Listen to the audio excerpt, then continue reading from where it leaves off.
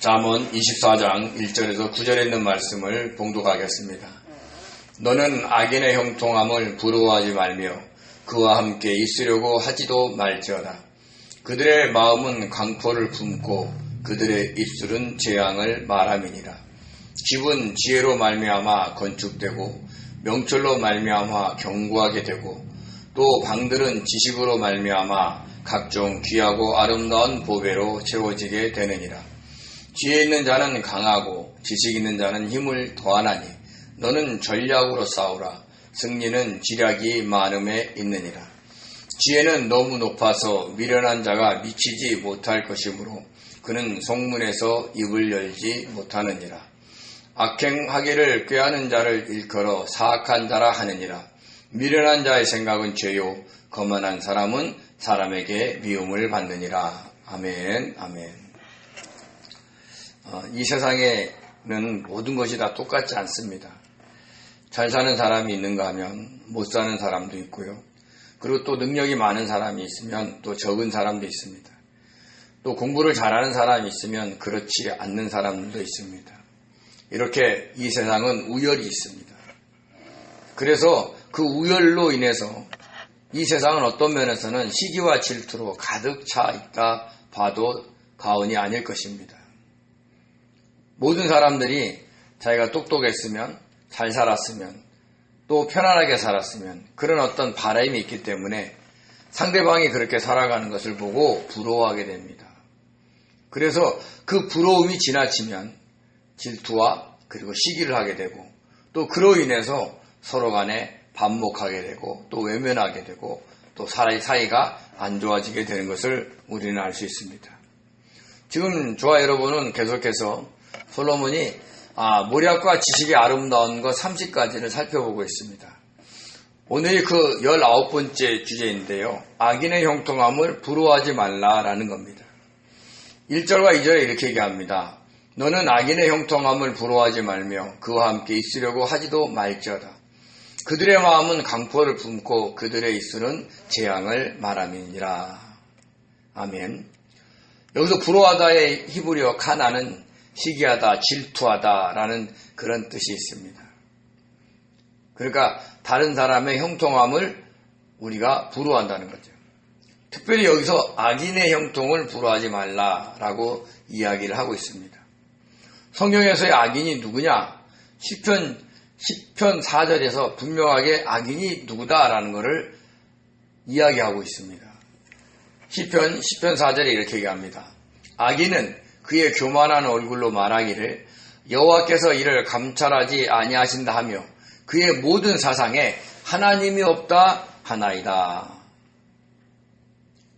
즉 하나님이 없다라고 생각하며 사는 사람입니다. 불신자 중에는 이런 사람들이 많겠지요. 근데 신자들 중에서는요, 생각보다도 하나님의 존재를 의식하지 않고 살아가는 사람들이 많습니다. 주님을 의식하지 않고 주님의 뜻대로 살려고 하지 않는 사람들이죠. 그런 사람들이 누구냐? 하나님이 없다라고 생각하며 살아갑니다. 그러면 그런 사람들은 자기 뜻대로, 자기 고집대로 그렇게 살아가죠. 근데 이렇게 살아가는 사람들 중에서, 그러니까 주님을 믿지 않는 사람도, 또 주님을 믿는데 믿는 것 같지 않는 사람들 중에서도 형통한 사람들이 있어요. 부모에게 큰 재산을 물려받았다든지, 아니면 사업을 잘한다든지, 아니면 머리가 좋아서 고액의 연봉을 받는 직업을 갖고 있는 사람들이 많습니다. 이런 사람들은 잘 삽니다. 즉 성경의 관점에서 보면 악인들이죠. 그 악인들이 형통하다고 해서 그 보여지는 모습에 너무 시기하고 질투하지 말라는 겁니다. 그러니까 우리가 성경을 한 단편으로 보면 악인의 형통 이러면 막 나쁜 짓을 하고 또 사기를 치고 막 이래서 부자 되는 것을 얘기하는데 그런 게 아니에요. 하나님이 없다 생각하고 자기 능력껏, 자기 고집, 자기 뜻대로 살아가면서 잘 사는 사람들을 얘기하는 겁니다. 그럼 이 사람은요, 하나님이 없는 것처럼 살아가요. 근데 성경에는 분명히 또 뭐라고 얘기하냐면 잠언 21장 4절에 이야기를 합니다. 눈이 높은 것과 마음이 교만한 것과 악인이 형통한 것은 다 죄니라. 그러니까 하나님이 없다 생각하고 자기 뜻대로 고집대로 살아간 사람이 형통하는 것 자체가 하나님이 보시기에는 다 죄다라는 거예요. 왜요? 하나님을 찾지 않기 때문에, 하나님을 의지하지 않기 때문에. 형통한 사람, 잘 사는 사람이 주님을 믿는 확률은 참 힘듭니다. 전도하러 가면 어떤 사람은 이런 얘기도 합니다. 자기는 아무 문제가 없어서 예수를 믿을 필요가 없다는 거예요. 그런 사람도 봤습니다. 그러니까 이 땅에서 잘 살면 그걸로 끝인 줄 알아요. 영적으로 보면 굉장히 어리석은 사람이죠. 또 잠언 24장 17절에는 뭐라고 하냐면 내 마음으로 죄인의 형통을 부러워하지 말고 항상 여호와를 경외하라 라고 말씀하셨습니다. 그러니까 이 땅에서 잘 살고 못 사는 게 중요한 게 아니라 너가 하나님을 경외하면서 주님의 뜻대로 살아가느냐 살아가지 않느냐가 훨씬 더 중요하다라는 거죠. 왜 그럴까요? 이 땅에서의 형통은 육적인 것들이에요. 다. 근데 우리가 주님의 뜻대로 살아가는 것들은 영적인 곳으로 하늘의 창고에 그게 보화가 쌓이게 되는 겁니다. 그래서 이 땅의 형통은 그날 즉 주님의 심판 때에 모든 사람이 쓰게 되는데 그때는 하나의 도움이 안 돼요. 그래서 부러워할 필요가 없는 거예요. 우리가 진짜 부러워하는 사람은 환경이 어떻든 늘 주님을 생각하고 주님의 뜻대로 살려고 애쓰는 사람. 육신을 갖고 있는 사람이기 때문에 완전히 100% 주님과 막 연합해서 살기 어렵죠. 눈에 보이는 것도 갖고 싶고 또 자기가 하고 싶은 대로 하고 싶고 그렇지만 순간순간 주님의 뜻을 쫓고 주님이 어떻게 인도하는가를 따르려고 하는 사람. 그런 사람을 어떤 면에서는 우리가 영적으로 부러워해야 되는 겁니다. 근데 그 사람들은 어떻게 했냐? 그 사람들과 함께는 함께 있으려고 하지도 말라 이렇게 얘기를 해요. 그러니까 길을 걷지 말라, 같이 상동가하지 말라 얘기하는 게 아니라 그들과 어떤 일을 도모하지 말라는 거죠. 왜요? 그들은 늘 이 땅에서 잘된 것에 대한 초점을 맞추는 거예요. 과정이 필요 없어요. 결과가 그러면 돼요. 그리고 그 과정 속에 주님을 잘 믿는 생활은 아예 포함도 안 돼 있어요. 그래서 그들과 함께 하지 말라는 거예요. 왜? 그들과 함께 있으면 우리의 믿음도 떨어지거든요. 주님께 와서 예배드리지도 못해요. 바쁘거든요. 또 주일날 골프 치러 가야 돼요. 접대하러 가야 돼요. 왜? 일을 잘 되게 하기 위해서. 그러면 우리의 신앙이 떨어지기 때문에 그런 사람들과는 아예 무엇이든지 함께 하려고 하지도 말라는 거예요. 당장에 너에게 어려움이 온다 할지라도 그런 사람들과 어울리지 말라는 거죠. 결국 그들의 마음은 강포를 품고 그들의 입술에는 재앙을 말함이니라 라고 얘기를 합니다. 결국은요, 그들이 이 땅에서 형통한 것을 추구하지만 영적으로 보면은 그들은 파괴를 얘기하는 거예요. 여기서 품다라는 히브리어 하가가 으르렁거리는 거예요. 그러니까 항상 생각하는 것들, 으르렁거리면서 생각하는 것들이 다 이 땅의 것에 잘됨을 얘기하다 보니까 영적으로는 안 좋은 것을 얘기하는 거죠. 그리고 악인의 형통 중에 뭐가 포함되냐면 자기의 이익을 위해서는 다른 사람이 어떻게 되는지 상관이 없는 사람들이 있어요. 물론 서로 각자 분야에서 열심히 일해서 부유한 사람은 좋지요. 근데 상대적으로 어떤 일이든지 상대방이 있는 경우가 있어요. 입찰을 한다든지 또 어떤 사업 부분에서 경쟁을 한다든지 그러면 자기가 이기면 다른 사람은 지게 돼 있습니다. 그러면 결국은 그 사람에게는 멸망을 얘기하게 되는 거죠. 물론 이 땅을 살아갈 때 그렇게 막 경쟁하지 않을 수 없어요. 그렇지만 성도는 경쟁한다 할지라도 상대방에 대한 배려가 있어야 된다는 거예요.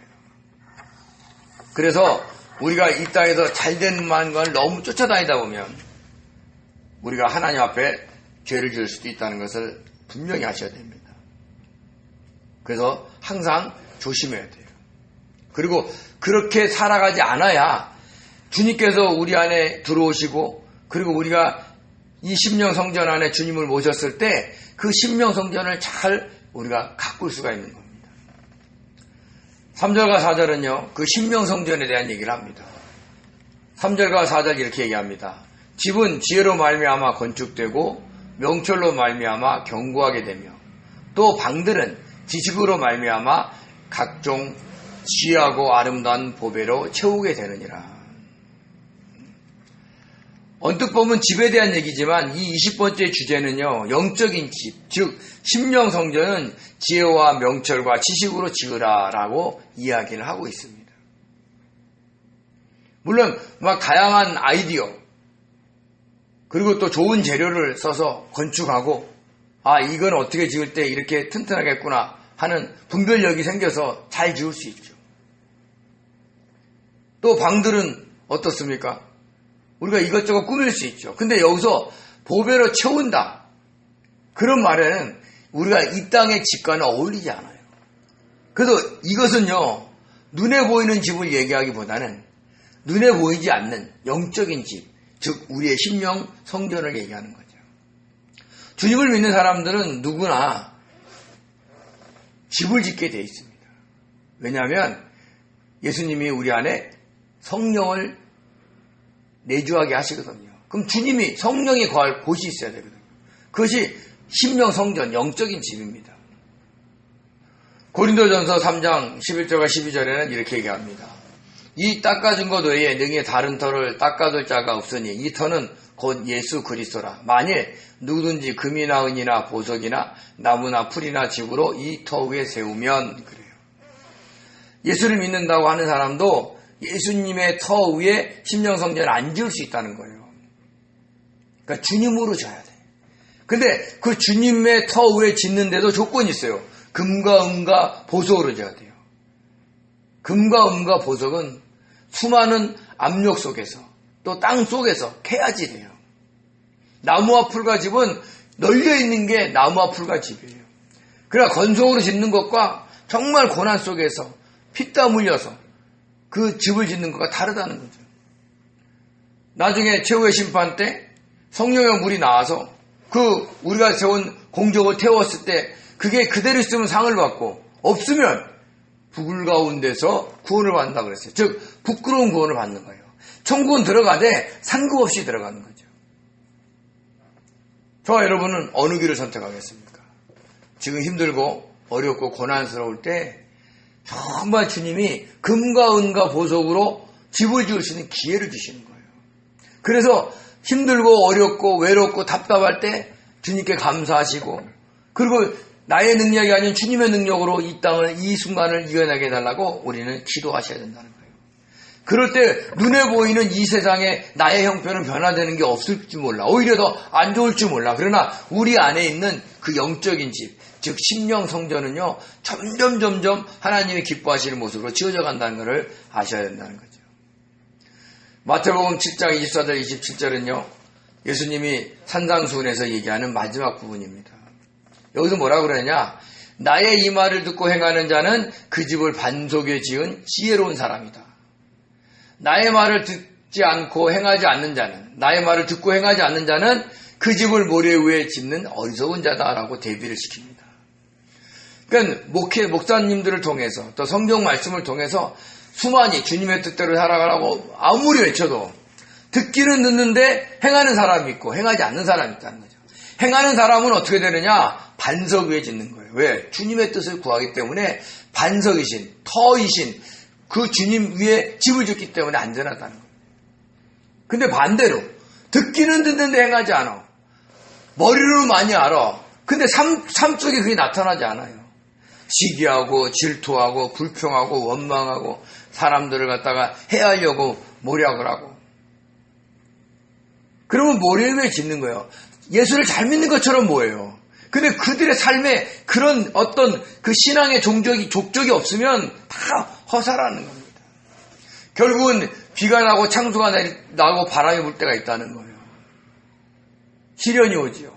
어려움이 옵니다. 근데 주님의 말씀대로 살아가는 사람은 그 어려움이 아니에요. 왜요? 그것으로 인해서 자기가 영적으로 성장하니까. 근데 그렇지 않는 사람, 머리로만 아는 사람은 예수를 믿으면 무조건 다 복받는 걸로만 이야기를 해요. 그렇게 알고 있어요. 그러다가 어려움이 오면 그 복받지 못하는 것에 대한 실망 때문에 믿음을 저버릴 수 있다는 거죠. 그래서 무너지는 겁니다. 그래서 저와 여러분이 눈에 보이는, 즉 악인의 형통을 부러워하지 말고 정말 저 사람은 그 어려움 속에서도, 아니 잘 사는 속에서 늘 주님을 찾아, 그런 사람을 부러워하세요. 그게 심령성전을 잘 짓는 거기 때문에 그렇습니다. 심령성전을 어떻게 짓는다고 그랬어요?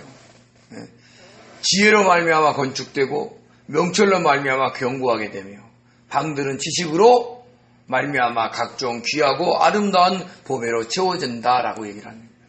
지혜가 뭐냐? 지혜신 주님의 뜻대로 살아가는 거예요. 그걸로 집을 짓는 겁니다. 명철은 뭐냐? 분별력이죠. 즉 성령께서 인도하시는 것을 깨닫고 조명하심을 깨닫고 거기에 순종하는 것을 얘기하는 거예요. 그러면 집은 집인데 견고하게 돼요. 왜요? 주님과, 즉 성령의 인도를 따라서 주님과 만남이 있는 삶을 살기 때문에 흔들리지가 않는 거예요. 그리고 그 집은 어떻게 돼요? 하나님을 알아가는 지식, 즉 여호와를 아는 지식으로 점점 귀하고 아름다운 것, 보배로 가득 찬다는 거죠. 고린도 후서에 보면 그 보배가 뭐예요?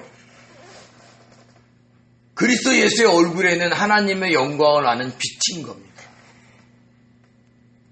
그러니까 우리가 늘 주님을 통해서 하나님을 만나는 거죠. 그런 것들을 가득 차는 사람, 그런 사람들은요, 이 땅에서 어떻게 살아갈까요? 나의 형편이 어떻게 하든지 아무 상관없이 어떻게 하면 주님의 뜻대로 주님의 영광에 살아갈까? 어떻게 하면 주님을 기쁘시게 할까? 바울이 뭐라고 그랬어요? 몸으로 있든지 떠나 있든지 우리는 주를 기쁘시게 힘썼다라고 얘기해요. 주님이 기뻐하시는 게 뭔가? 주님이 기뻐하시는 거는요, 다른 사람을 향해서 시기하고 질투하는 거 기뻐하지 않습니다. 다른 사람을 모략하는 거 기뻐하지 않습니다. 다른 사람에게 손해를 끼치는 거 기뻐하지 않습니다. 왜요? 그러면 점점 그들이 복음과 멀어지기 때문에, 구원의 그 반열에서 멀어질 수 있기 때문에 그래요. 주님이 기뻐하시는 거는 자기 것이 포기되더라도 복음이 전해지고 그리고 그 복음으로 그들이 살아갈 수 있게 만드는 거예요. 저와 여러분이 이 일에 정말 신경을 쓰는 사람들 꼭 되시기 바랍니다. 5절과 6절은요, 전략으로 싸우라라는 것이 주제입니다. 지혜 있는 자는 강하고 지식 있는 자는 힘을 더하나니 너는 전략으로 싸우라. 승리는 지략이 많음에 있느니라 라고 이야기를 하고 있습니다. 지혜 있는 자, 성경에 말하는 지혜 있는 자는 똑똑한 사람이 아니라 지혜신 주님의 뜻대로 살아가는 사람들이에요. 이런 사람들은 주님이 성령을 통해 힘을 주십니다. 내가 감당할 수 없을 때, 지치고 낭망될 때 주님을 찾으면 주님이 우리에게 힘을 주는데 그게 성령의 충만함으로 주시는 거예요. 그리고 지식 있는 자는 힘을 더한다고 얘기했어요. 이 지식이 뭐예요? 여호와를 아는 지식, 즉 하나님을 아는 지식, 하나님의 말씀. 이 말씀을 있는 사람은 흔들리지 않아요. 세상이 어떻게 돌아가든지 흔들리지 않아. 왜? 내가 그분을 알고 그분의 뜻대로 살기 때문에 그래요. 그러면서 6절에 너는 전략으로 싸우라. 승리는 지략이 많음에 있느니라 라고 이야기를 하고 있습니다. 승리. 이 땅에는요, 영적으로 싸워서 이기느냐 지느냐가 훨씬 더 많습니다. 오늘 물론 본문에 있는 말씀은 육신적인 어떤 일반적인 전쟁을 얘기하기도 합니다. 그럴 때 지략가가 있어야 돼요. 무턱대고 막 총 쏘고 포 쏘고 이러는 게 아니라 내가 싸워야 할 지역에 대해서 잘 이해를 하고 무엇이 먼저 중요한가, 그리고 어디가 전략적인 요충지인가, 이런 걸 다 분석해서 공격을 해야 되는 거죠. 근데 이럴 때 한 사람이 모든 것들을 다 파악하고 지휘하기는 쉽지 않습니다. 그래서 지혜 있는 자, 그거에 대해서 지식이 있는 자를 찾아서 그들이 하는 소리를 들어야 되는 거죠. 오늘날 나라를 이끌고 다니는 위정자들, 즉 대통령을 비롯해서 대통령을 보좌하는 사람들, 그런 사람들은 자기들만의 지식으로 살지 않아요. 주변에 있는 전문가들, 그들의 말을 잘 들으려고 합니다. 그렇게 들으려고 하는 사람이 정말 선한 정치를 펼 수 있는 거죠. 듣지 않고 자기가 하라는 대로만 막 명령하는 지도자가 있어요. 그런 사람들은 백성들이 힘들어집니다. 그래서 유능한 지휘자는 뭐라 그러냐? 현장에 답이 있다. 그래서 현장에 나가서 그들의 말을 들으라는 거예요. 그러면 그 문제를 해결할 수 있는 길이 열리는 거예요. 그게 승리하는 겁니다.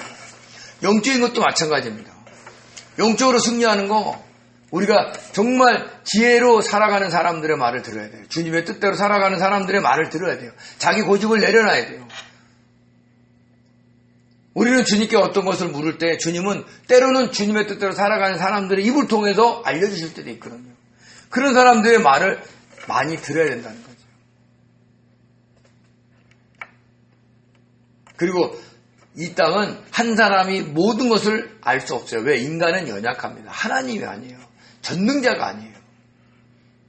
그래서 잠언 20장 18절에도 우리가 살펴봤지만 경영은 은원함으로 성취하나니 지략을 베풀고 전쟁할지니라.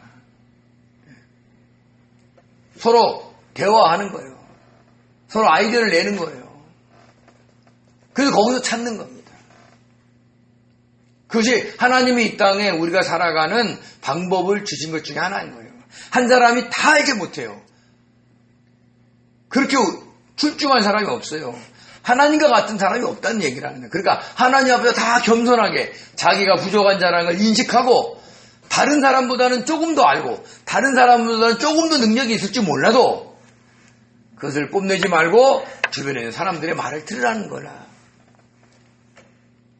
그래서 저와 여러분도요, 주님이 원하시는 그 뜻이 무엇인지를 찾기 위해서 주변의 사람들의 이야기를 들어야 돼요. 왜요? 주님이 우리가 주님의 뜻을 듣는 귀가 없을 때 주변에 있는 사람들의 입술을 통해서 우리 자리가 알려주시거든요.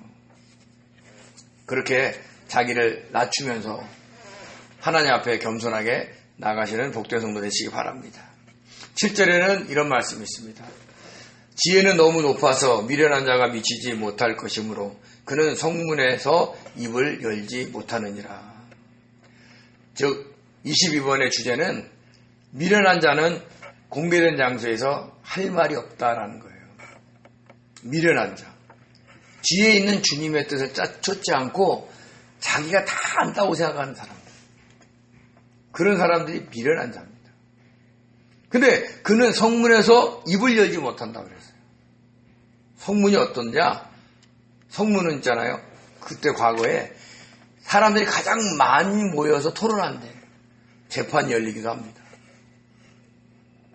근데 미련한 자, 자기 생각만 있는 사람, 그런 사람들은 주님의 뜻을 잘 몰라요. 그래서 지혜는 너무 높아서의 그 너무 높아서의 히브리어가 라마인데 가지가 높은 거, 저 꼭대기까지 가지가 뻗쳐 있는 거예요. 그 주님의 뜻을 찾는 사람들, 그게 없다는 거예요. 그래서 그 사람이 공개적으로 막 자기가 뭔가를 주님의 뜻을 아는 것처럼 막 얘기하다 보면 그것이 주님의 뜻과는 전혀 관계가 없기 때문에 주변 사람들이 다 알아요. 그래서 말할 때 픽픽 웃을 수도 있고 듣지 않으려고 할 수도 있고 또 자기도 잘 모르니까 공개적인 석상에서 나와서 얘기를 못한다는 얘기를 하는 겁니다. 왜요? 주님과의 어떤 교제가 없는데 뭘 알고 얘기를 하겠습니까? 우리는 지혜를 쫓아야 돼요. 그래서 주님께 묻고, 물론 우리가 다른 사람보다 못 배울 수 있고 다른 사람보다 경험이 적을 수 있어요. 근데 주님께 의지할 때는 주님이 어떤 지혜로 우리에게 다가올 줄 몰라요. 그래서 자기를 낮추고 주님께 기도하는 사람 꼭 되시기 바랍니다. 그리고 이제 마지막으로 8절과 9절에는요 이런 말씀이 있습니다. 악행하기를 꾀하는 자를 일컬어 사악하는 자라 하느니라. 미련한 자의 생각은 죄요 거만한 자는 사람에게 미움을 받느니라 라고 얘기를 합니다. 악을 행하려고 늘 생각하는 사람이 있다는 거예요. 악을 행한다는 게 뭐예요? 자기 이익을 도모하는 거예요. 자기 것만 챙기는 거예요. 그러면 자기 것만 챙기다 보면 어떻게 돼요? 다른 사람들에게 안 좋은 영향을 끼칠 수 있는 거예요. 그런 사람들 보고 사악한 자, 음모자다 이렇게 이야기를 하는 겁니다. 저와 여러분은 여기에 해당되지 않을까요? 우리도 나의 이익을 너무 추구하다 보면 상대방이 손해볼 수 있는 일들이 있어요. 물론 내가 막 이익을 주는데 상대방과 전혀 관계없다. 그러면 취해도 돼요. 근데 상대방이 있는 일에 한해서 내가 너무 나의 것만을 추구하다 보면 자연스럽게 상대방이 손해를 보거나 해를 당하는 경우가 있을 수 있다는 겁니다. 그러다 보면 때로는 조롱도 받고 때로는 비난의 대상이 될 수도 있는 거죠. 그리고 그런 생각을 꾀하는 사람들은 자연스럽게 다른 사람들한테 모욕적인 말을 하게 되는 겁니다. 그런 사람들이 거만한 사람들이에요. 그리고 자기만 아는 사람, 그런 사람들이 미련한 자고 그런 생각을 하는 것 자체가 하나님 앞에서 죄가 된다는 얘기를 하는 겁니다. 참 어려운 말씀이에요. 나를 먼저 생각하지 않는다는 건 쉽지 않습니다. 다른 사람을 배려한다는 거 그것도 쉽지 않습니다. 근데 배려할 사람이 내가 좋아하는 사람이야. 내가 아끼는 사람이야. 그러면 막 내 거를 가지지 않고도 막 다 줘요. 근데 내가 꼴뚜벅이 있는 사람이야. 또 나를 대적하는 사람이야. 나하고 안 친한 사람이야. 그럴 때 어떻게 합니까? 그럴 때 자기 것을 베풀기는 정말 어려운 거예요. 그럴 때도 우리가 주님께 묻는 겁니다. 주님, 내가 어떤 거를 베풀기 원하시는지. 솔직하게 내가 저 사람 나 좋아하지 않습니다. 나도 저 사람 별로 좋아하지 않습니다. 근데 주님, 내가 무엇을 베풀까요? 무엇을 줄 수 있을까요? 이렇게 우리가 생각을 해야 돼요. 안 그러면 막 내 것만 소유하려고 하다 보면 또 내가 좋아하지 않는 사람, 주변의 사람들한테 내가 보여지는 대로 느끼는 대로 막 하다 보면 그 사람을 모욕하고 경멸할 수 있어요. 그런 사람들은 거만한 자입니다. 그러면 자연스럽게 주님도 기뻐하지 않을 뿐더러 주변에 있는 사람들에게 미움을 받게 되는 경우가 많습니다.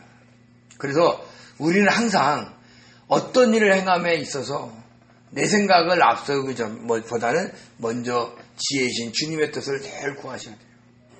주님, 내가 이거를 다른 사람한테 주기를 원하십니까? 얼마큼 주기를 원하십니까? 자꾸 물어가면서 다른 사람한테 친절과 배려를 할 줄 아는 사람들이 되셔야 된다는 거죠. 그러기 위해서는 어떻게 되느냐? 자기의 심령 성전을 지혜로 세워가야 돼요. 지혜이신 주님의 뜻을 늘 물어가면서 살아가야 되고, 그리고 명철로 경고하게 해야 돼요. 성령의 인도하심, 그것이 아주 민감해야 돼요. 그리고는 하나님을 아는 지식으로 말미암아 자기를 채워가야 된다는 거예요. 그러면 자기의 심령 성전이 커지잖아요. 그럼 어떤 일이 있느냐? 이 땅에 내가 더 가치를 주는 것을 주지 않게 돼요. 왜요? 이 땅의 것은요, 그날에 아무 소용이 없어요. 그래서 자연스럽게 죄인의 형통, 악인의 형통 부러워하지 않게 되고, 그리고 내 안에 성령이 얼마나 충만한지, 주님이 얼마나 거하시기 좋은 집으로 변해가고 있느냐에 더 관심을 갖는 겁니다. 그래서 우리는 특별한 방법이 없어요. 늘 주님의 뜻 묻고 성령의 인도하심 속에 살아가고 또 성경 말씀 읽으면서 주님, 그걸 실생 안에서 경험을 자꾸 하셔야 돼요. 그래서 무슨 일이 있든지 주님, 내가 어떻게 하기를 원하시는지, 무슨 말 하기를 원하시는지, 이 상황 속에서 내가 어떤 행동하기를 원하시는지 자꾸 물어가면서 주님이 나를 통치할 수 있도록, 나를 주관할 수 있도록 자꾸 내어드리는 삶 속에 우리의 심령 성전이 아름답게 지어지게 될 줄 믿습니다. 그런 놀라운 은혜를, 또 놀라운 경험들을 하시기를 예수님으로 축원드립니다. 기도하겠습니다. 은혜로우신 하나님, 저희들에게 주님을 믿는 순간 이 안에 심령 성전이 지어져 가는 것을 아버지 압니다. 아버지, 이 영적인 집은 지혜로 세워야 되고 명철로 경고하게 하고 지식으로 채워야 됩니다. 각 방을. 그것이 어떤 것인지를 알게 도와주시고 우리 일상의 삶 속에서 경험함으로 하나님께 영광 돌려드릴 수 있도록 축복하여 주옵소서. 감사하며 예수님의 이름으로 기도드립니다. 아멘. 아멘. 감사합니다.